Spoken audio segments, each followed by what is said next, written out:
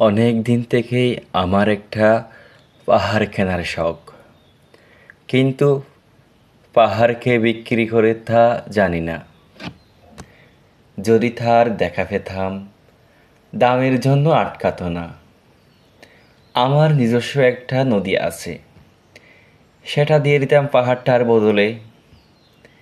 কে না জানে পাহাড়ের চেয়ে নদীর দামই বেশি। পাহাড় স্থানু, নদী বহমান। তবু আমি নদীর বদলে পাহাড়টাই কিনতাম, কারণ আমি ঠকতে চাই। নদীটাও অবশ্য কিনেছিলাম একটা দ্বীপের বদলে। ছেলেবেলায় আমার বেশ ছোট্টখাট্টো ছিমছাম একটা দ্বীপ ছিল, সেখানে অসংখ্য প্রজাপতি।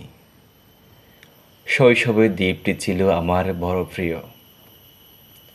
আমার যৌবনে দ্বীপটি আমার কাছে মাপে ছোটো লাগলো। প্রবহমান ছিপছিপে তন্বী নদীটি বেশ পছন্দ হলো আমার।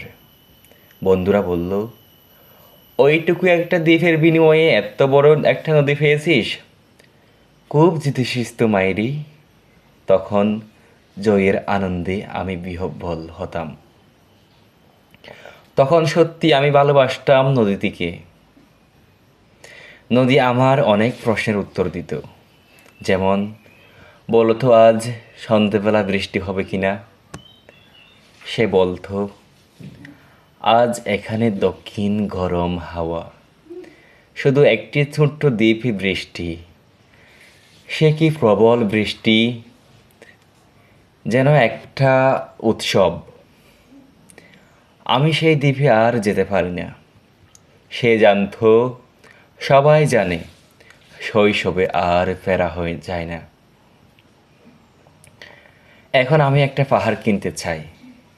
সেই পাহাড়ের পায়ের কাছে থাকবে গহন অরণ্য। আমি সেই অরণ্য পার হয়ে যাব, তারপর শুধু রুক্ষ কঠিন পাহাড়।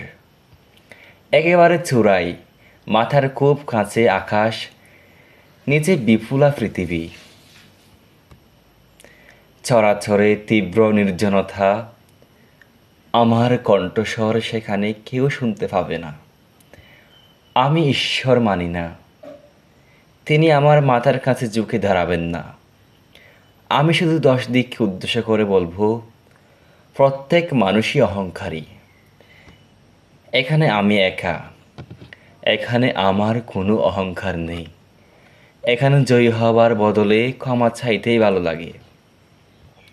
হ্যাঁ, 10 দিক।